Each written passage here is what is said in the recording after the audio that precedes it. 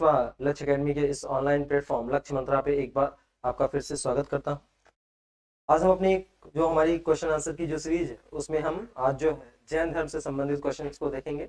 जैन धर्म जो है बहुत ही महत्वपूर्ण टॉपिक है हमारा, यूपी पेट हो या आपका यूपीएसआई हो, एसएससी हो, यहाँ तक कि जो उत्तर प्रदेश लोक सेवा आयोग द्वारा आयोजित जो आरओ पेपर होता है उसमें भी जो है इसका एक बहुत ही महत्वपूर्ण रोल होता है और पूरी संभावनाएं होती हैं इस टॉपिक से क्वेश्चन आने की। तो आइए हम लोग देखते हैं जैन धर्म से संबंधित कुछ प्रश्नों को। इसमें जो पहला प्रश्न दिया हुआ है वह यह है कि संप्रदाय जो नियति की अचलता में विश्वास करता है, ठीक है, यानी कि इसमें पूरी तरह से भाग्यवादी दृष्टिकोण की बात की गई है। यानी कि इस क्वेश्चन के हिसाब से यह पूछा गया कि ऐसा कोई संप्रदाय जिसमें यह माना गया है कि सब कुछ पहले से ही तय है, एक नियति है, यानी कि जो भी कुछ हो रहा है जीवन में वह पहले से तय है, उसे बदला नहीं जा सकता चाहे आप कैसा भी कर्म करें। तो इसके लिए चार ऑप्शन दिया गया है। एक है आपका जैन धर्म, दूसरा आजीवक, फिर चार्वाक और चौथा बौद्ध। तो जो क्वेश्चन जो कह रहा है कि सब कुछ भाग्य पर ही तय है, तो अगर हम देखेंगे कि जैन धर्म जो है वह भाग्यवादी धर्म नहीं है। जैन धर्म में आप देखेंगे तो जैन धर्म में आपका कर्मवाद की बात की गई है। तो जबकि क्वेश्चन में क्या है, क्वेश्चन में आपका नियति की अचलता की बात की गई है, तो इसलिए जो यह जो ऑप्शन होगा वह गलत हो जाएगा। ऐसे ही हम देखते हैं कि जो बौद्ध धर्म है इसमें भी कर्मवाद की बात की जाती है, पुनर्जन्म एवं कर्मवाद की बात आती। चार्वाक जो है वह एक उपभोक्तावादी धर्म है जिसमें जो है उपभोक्तावादी दृष्टिकोण अपनाया गया है, ठीक है, तो इसमें भी आपका यह आंसर नहीं है। जो आजीवक संप्रदाय है इसमें जो है नियति को की अचलता को स्वीकार किया गया है। इसमें बोला गया है कि जो एक अटल चक्र होता है और सब कुछ उसके इर्द गिर्द होता है, सब कुछ पहले से ही डिफाइन होता है, आप उसमें परिवर्तन नहीं कर सकते। और आजीवक संप्रदाय की बात करें तो इसके जो संस्थापक हैं वह हैं आपके मखली पुत्र गोसाल जो हैं, यह आपके आजीवक संप्रदाय के संस्थापक हैं। ये महावीर के पहले शिष्य भी थे और इनका जो जन्म है वो गौशाला में हुआ था, इसलिए इनका जो नाम है वह गोसाल पड़ा हुआ है, ठीक है, तो ये आप ध्यान रखेंगे। अगला क्वेश्चन, सेकेंड जो क्वेश्चन है, निम्नलिखित में से किसने प्रतिपादन किया कि भाग्य ही सब कुछ निर्धारित करता है, मनुष्य असमर्थ होता है। ठीक, जैसा कि पिछला क्वेश्चन था कि सब कुछ भाग्य पर ही निर्भर है, वही चीज एक बार दोबारा पूछ रहा है, तो इसका भी जो आंसर होगा वह आपका आजीवक ही होगा। और आजीवक से संबंधित तो एक दो पॉइंट और आपको बताया जाए तो आजीवक जो संप्रदाय के कुछ अनुयायी शासक रहे हैं जिनमें आपका जो दूसरे मौर्य सम्राट थे बिंदुसार, जिन्हें अमित्रघात या अमित्रकेटस भी कहा गया है, तो बिंदुसार जो है वो आजीवक संप्रदाय के अनुयायी थे, ठीक है, एक पॉइंट ये है। दूसरा आप अगर देखेंगे तो जो सम्राट अशोक है उन्होंने बराबर की पहाड़ियां जो कि गया में स्थित है वहां पर आजीवकों के लिए कुछ गुफाएं बनवाई थी, जैसे विश्व झोपड़ी, सुदामा झोपड़ी और कर्ण चौपा नामक जो है आपकी कुछ गुफाएं जो है अशोक ने जो बराबर की पहाड़ियों पर बनवाई थी वह आपका किसके लिए था, आजीवकों के लिए ही था।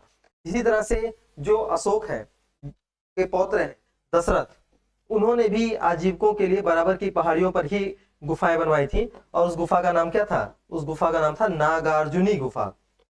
तो इस प्रकार जो बराबर की पहाड़ियां हैं वहां पे टोटल 4 गुफाएं हैं और उन 4 गुफाओं में से 3 गुफाओं का जो निर्माण है वह आपका अशोक ने करवाया था, जबकि जो नागार्जुनी गुफा है इसका निर्माण जो है वो आपका दशरथ ने करवाया था। और ये जो गुफाएं हैं ये किसको समर्पित है, ये आजीवकों के लिए है। अगला क्वेश्चन देखते हैं। क्वेश्चन नंबर 3 है कि समाधि मरण किस दर्शन से संबंधित है। समाधि मरण का मतलब क्या है कि अन्य जल को त्याग देना तब तक के लिए जब तक कि आपकी मृत्यु ना हो जाए, तो इसे केवल समाधि मरण ही नहीं, इसे संलेखना भी कहा जाता है, ठीक है, संलेखना भी कहा जाता है। इसे आपका एक संथारा प्रथा के नाम से भी जाना जाता है। 2015 में जो है सुप्रीम कोर्ट ने इस पर रोक भी लगाया था, संथारा प्रथा। इसे काया कलेश के नाम से भी जाना जाता है। तो ये इस प्रथा का कुछ नामकरण है। तो इस प्रथा में होता क्या है कि व्यक्ति जो है वो खाना पीना छोड़ देगा और तब तक नहीं, मतलब तब तक के लिए जब तक कि उसकी मृत्यु ना हो जाए, फिर मृत्यु हो जाएगी तो उसको मोक्ष की प्राप्ति वगैरह हो जाएगी। यह जो सिद्धांत है वो आपका जैन धर्म है। 2015 में जो है संथारा प्रथा पर जो है सुप्रीम कोर्ट ने रोक लगा दिया था। तो जो संथारा प्रथा से रिलेटेड एक पॉइंट और है, आपने सुना होगा कि जो प्रथम मौर्य सम्राट थे चंद्रगुप्त मौर्य, जिनकी मृत्यु 298 बीसी में हुई थी श्रवण बेलगोला में, तो उनकी जो मृत्यु हुई थी वह संलेखना के ही द्वारा हुई थी, क्योंकि जो पाटलिपुत्र है वहां पे 12 वर्ष का एक लंबा अकाल पड़ा था। उसके बाद जो है जो चंद्रगुप्त मौर्य थे वो अपने धार्मिक गुरु आचार्य भद्र बाहु के साथ दक्षिण भारत चले गए थे और वहां पे जो है उन्होंने संलेखना या समाधि के द्वारा अपना शरीर त्याग दिया। और ऐसा केवल चंद्रगुप्त मौर्य ही नहीं है, एक और मौर्य सम्राट है जिनका नाम था संप्रति, जिन्हें जैन धर्म का अशोक कहा जाता है। तो संप्रति की जो मृत्यु है वह भी आपका संथारा प्रथा या संलेखना के द्वारा ही श्रवणबेलगोला में ही हुआ था। तो ये आप ध्यान रखेंगे। अगला क्वेश्चन, दूसरा इसमें से एक पॉइंट और ध्यान रखेंगे। योग दर्शन की बात कर ले तो योग दर्शन के जो जनक हैं उनका नाम आप लोग कमेंट बॉक्स में जरूर लिखेंगे कि योग दर्शन का जनक भारत में किसे माना जाता है। नेक्स्ट क्वेश्चन देखते हैं, क्वेश्चन नंबर 4, महावीर का प्रथम अनुयायी कौन था? तो यहाँ पे बात की जा रही है कि महावीर का प्रथम शिष्य कौन था। ठीक है, तो महावीर का जो प्रथम शिष्य है उसमें 4 नाम यहाँ दिया हुआ है। एक नाम दिया हुआ है जमाली जो कि उनके दामाद थे, दूसरा यशोदा जो कि उनकी पत्नी का नाम है, अन्नोजा जो कि उनकी पुत्री का नाम है, अन्नोजा प्रियदर्शनी, और चौथा त्रिशला जो कि उनकी माँ का नाम है। तो यहाँ पे त्रिशला आप जानते ही हैं जो कि उनकी माँ का नाम है, और जो त्रिशला है वो आपका लिच्छवी गणराज्य से संबंधित है। ये लिच्छवी गणराज्य के जो प्रमुख थे उस समय के चेटक उनकी बहन थी। ठीक है, तो ये बुद्ध की प्रथम अनुयायी, सॉरी महावीर की पहली अनुयायी नहीं थी। दूसरा अन्नोजा जो कि बुद्ध महावीर की जो है पुत्री है, इनका ये भी जो है आपका महावीर की पहली अनुयायी नहीं रही है।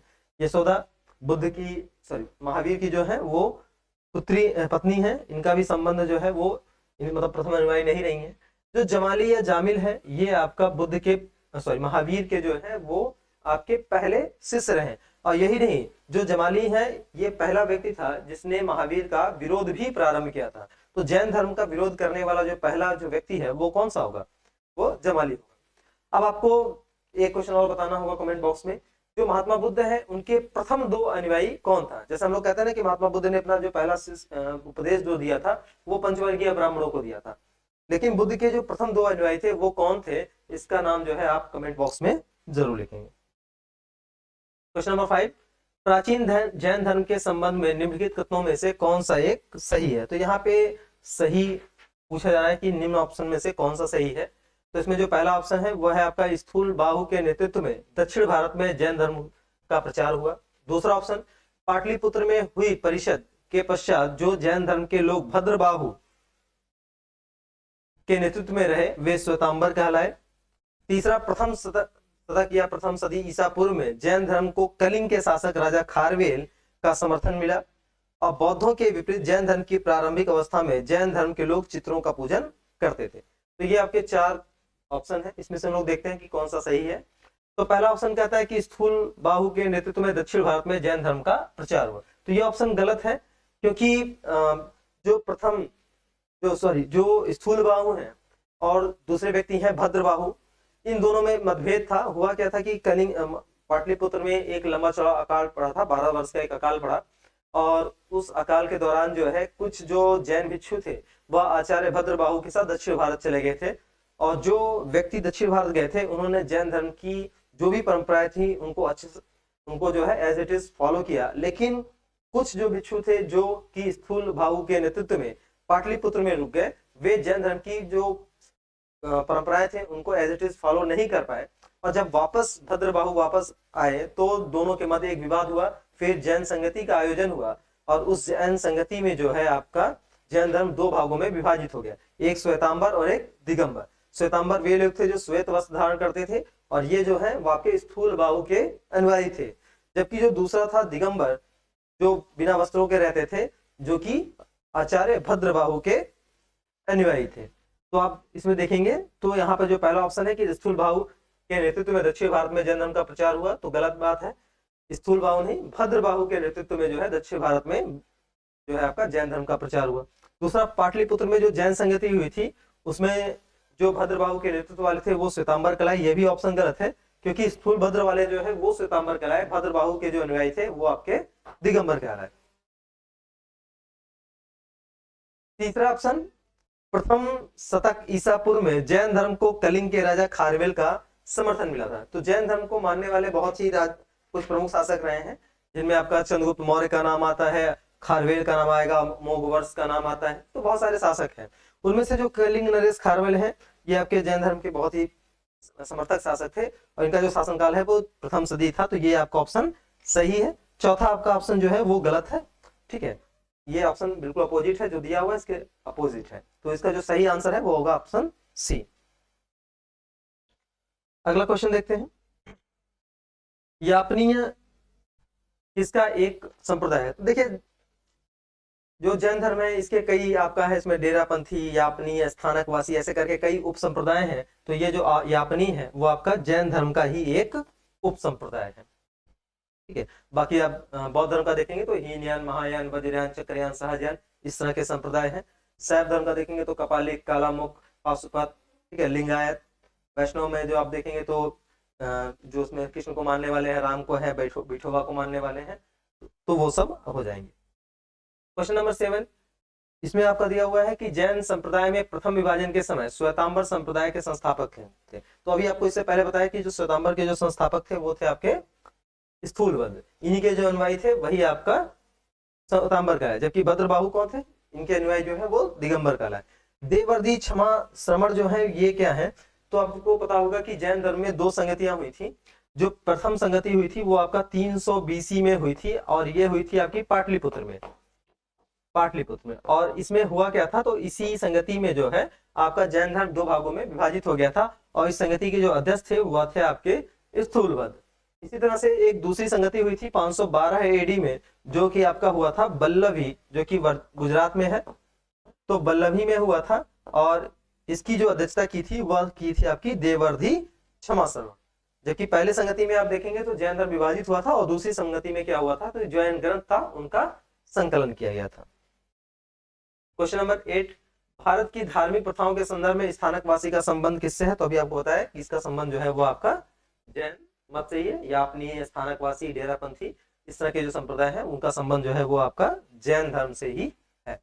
निम्नलिखित में से कौन सा आरंभिक जैन साहित्य का भाग नहीं है, तो इसमें आपको बताना है कि कौन जो है वो आपका जैन साहित्य का हिस्सा नहीं है। तो आपने बौद्ध ग्रंथ, अगर बौद्ध धर्म वाला लेक्चर देखा होगा तो उसमें आपको बताया गया होगा कि जो थेर गाथा या थेरी गाथा जो है, इनका जो संबंध होता है यह बौद्ध धर्म से होता है। जो बौद्ध भिक्षुणियां होती हैं उनके द्वारा जो संकलित ग्रंथ है वही आपका थेरी गाथा कहलाता है, जबकि बौद्ध भिक्षुओं द्वारा संकलित जो ग्रंथ है उसको थेर गाथा बोलते हैं। तो इसके हिसाब से जो क्वेश्चन, जो ऑप्शन ए है वो आपका जैन धर्म से संबंधित नहीं है। बाकी अचरांग सूत्र, सूत्र कृतांग और बृहत कल्प सूत्र जो है इसका संबंध आपका जैन धर्म से ही है। नेक्स्ट क्वेश्चन, निम्नलिखित में से कौन सा स्थल पार्श्वनाथ से संबंध होने के कारण जैन क्षेत्र माना जाता है, तो यहाँ पे 4 ऑप्शन दिया हुआ है, चंपा, पावा, सम्मेद शिखर और उज्जैन। देखिए चंपा जो है, जो कि आपका अंग महाजनपद की राजधानी थी। अंग 16 महाजनपदों में से एक महाजनपद था। आपने महाभारत में भी इसका नाम सुना होगा, कर्ण जो कि वहीं के शासक थे। ठीक है, आगे चल के जब महाजनपद काल आएगा तो जो हर्यक वंश के जो संस्थापक हैं बिंबिसार, वह अंग के शासक जो थे ब्रह्मदत्त, उनकी हत्या करके जो है अंग को मगध में मिला लेंगे। ठीक है, तो इसका संबंध जो है वह आपका पार्श्वनाथ से नहीं है। दूसरा पावापुरी, अगर आप पावापुरी को देखेंगे तो यह आपका मल्लगढ़ राज्य की राजधानी थी, और महावीर की जो मृत्यु है वह आपका मल्लगढ़ राज्य में ही हुई थी, और जिस समय महावीर की मृत्यु हुई थी उस समय जो मल्ल के शासक थे वो थे आपके सृष्टिपाल। तीसरा जो ऑप्शन है सम्मेद शिखर, तो ये आपका राइट आंसर होगा, क्योंकि यहीं पे जो है आपका पार्श्वनाथ का जो है ज्ञान की प्राप्ति हुई थी। तो ज्ञान की प्राप्ति होने के कारण ये बहुत ही पवित्र तीर्थस्थल माना जाता है जैन धर्म में। बाकी आप पार्श्वनाथ के बारे में कुछ जानते होंगे तो आपको पता होगा कि जो पार्श्वनाथ है ये जैन धर्म के 23वें तीर्थंकर माने जाते हैं। और अगर आप देखें तो जैन धर्म में टोटल जो है 24 तीर्थंकर हैं, लेकिन 1 से लेके जो 22 तक तीर्थंकर हैं इनके बारे में कोई ऐतिहासिक प्रमाण नहीं है। तो जो पार्श्वनाथ है यह जैन धर्म के फर्स्ट जो है वो हिस्टोरिकल तीर्थंकर है, यानी कि प्रथम ऐतिहासिक तीर्थंकर माने जाते हैं, क्योंकि यह पहले शासक है जिनके बारे में ऐतिहासिक रूप से प्रमाण प्राप्त है। क्योंकि माना जाता है इनका जो जन्म है वो महावीर से लगभग 250 वर्ष पूर्व हुआ था, और उनके पिता जो थे अश्वसेन जो कि काशी के शासक थे। तो इनके बारे में बहुत सारे सिद्धांत, मतलब बहुत सारी जानकारियां उपलब्ध है। नेक्स्ट क्वेश्चन देखते हैं, अणुव्रत सिद्धांत का प्रतिपादन किया था। तो इसमें 4 ऑप्शन दिया है, एक महायान बौद्ध संप्रदाय, हीनयान जैन धर्म और लोकायत। तो इसका जो सही आंसर है वो है आपका जैन धर्म। तो जैन धर्म में आप देखते हैं कि इसमें एक सिद्धांत है आपका पंच महाव्रत का। ठीक है, एक पंच महाव्रत का सिद्धांत है जिसमें आप देखेंगे कि 5 सिद्धांत है। एक है आपका सत्य, दूसरा है अहिंसा, तीसरा है अस्तेय जिसको हम औचौर्य भी कहते हैं, चौथा है अपरिग्रह, और पांचवा जो है वो है आपका ब्रह्मचर्य। ब्रह्मचर्य, तो ये जो 5 सिद्धांत है इसे ही जो है हम पंच महाव्रत के नाम से जानते हैं। और जैन धर्म में जो है इसका प्रतिपादन जो है, पंच महाव्रत का जो सिद्धांत है इसका प्रतिपादन जो है वो महावीर ने किया था। जो पंच महाव्रत का जो सिद्धांत है इसका जो पालन है वो जैन भिक्षुओं द्वारा किया जाता था, तो इसका जो पालन था वो भिक्षुओं के द्वारा करना होता था। लेकिन बहुत सारे ऐसे भी लोग हैं जो गृहस्थ जीवन व्यतीत करते थे और जैन धर्म को मानते थे, तो उनके लिए नियम था कि वह केवल 4 जो सत्य, अहिंसा, अस्तेय और अपरिग्रह है इसको फॉलो करना होगा। उन्हें ब्रह्मचर्य को फॉलो नहीं करना है, क्योंकि ब्रह्मचर्य में क्या था कि ब्रह्मचर्य में कॉन्सेप्ट था कि उन्हें स्त्रियों के संपर्क से दूर रहना था। अब गृहस्थ जीवन व्यतीत कर रहे हैं तो उसमें स्वाभाविक सा था कि ऐसा नहीं हो सकता था, इसलिए जो है जो गृहस्थ लोग थे उनके लिए केवल 4 सिद्धांतों को फॉलो करना होता था, और उसी 4 सिद्धांत को जो है अणुव्रत नाम दिया गया था।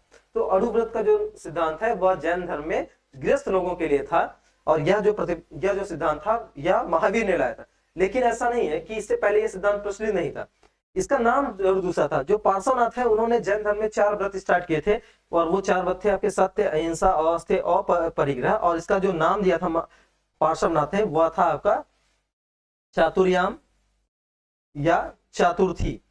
ठीक है, देखिए अगर अणुव्रत का नाम आएगा तो आप महावीर का नाम ले सकते हैं, लेकिन यदि चातुर्याम या चातुर्थी का नाम आए तो आपको बताना होगा कि इसका जो सिद्धांत है यह आपका जैन धर्म में पार्श्वनाथ लेके आए थे। जो एक्स्ट्रा जो व्रत है जो जोड़ा था वह महावीर ने जोड़ा था, और वो व्रत था आपका ब्रह्मचर्य। और जब हम इस 4 व्रत में ब्रह्मचर्य को भी जोड़ देते हैं तो ये व्रत आपका हो जाता है पंच महाव्रत, जिसका पालन जो है भिक्षुओं को करना होता था। ठीक है, और व्रत का पालन किसको करना होता था? गृहस्थ लोगों को।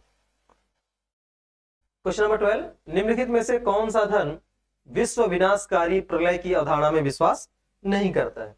तो यहाँ पे 4 धर्म दिए हुए हैं, बौद्ध धर्म, जैन धर्म, हिंदू धर्म और इस्लाम धर्म। तो इसमें आंसर आपका जैन धर्म ही होगा। लेकिन हम देखते हैं जैन धर्म की मान्यताएं क्या है। तो आपने देखा होगा कि जैन धर्म में संसार की निरंतरता की बात की गई है, यानी कि जो संसार है यह निरंतर है, संसार जो है शाश्वत है। यानी कि इसमें यह कहा गया है कि जो संसार है यह नष्ट नहीं होता है, यह अनादिकाल से आ रहा है, अनादिकाल तक जाएगा। वहीं अगर हम बौद्ध धर्म, हिंदू धर्म या इस्लाम अन्य धर्मों में देखें तो वहां पे आपका माना जाता है कि जो संसार है वो नष्ट हो जाता है, फिर संसार का उत्थान होगा, फिर संसार निर्माण होगा, फिर नष्ट होगा, फिर बनेगा, फिर बिगड़ेगा। तो प्रलय वगैरह कॉन्सेप्ट जो है आपका वहीं पे हिंदू धर्म वगैरह में मिलेगा। बौद्ध धर्म में आप देखेंगे तो यहाँ पे क्षणभंगुरता या क्षणिकवाद का सिद्धांत है। तो आप जैन धर्म में देखेंगे तो यहाँ पे संसार की निरंतरता की बात की गई है। यहाँ पे अनिश्वरवादिता है, यानी कि ईश्वर को ये लोग नहीं मानते हैं। ठीक है, हालांकि जैन धर्म जो है वो देवताओं को तो मानता है, लेकिन वो देवताओं को सृष्टि का सृजनकर्ता नहीं मानता, केवल उनका पालनकर्ता मानता है। तो अनिश्वरवादिता है यहाँ पे, कर्मवाद है यहाँ पर। ठीक है, पुनर्जन्म है।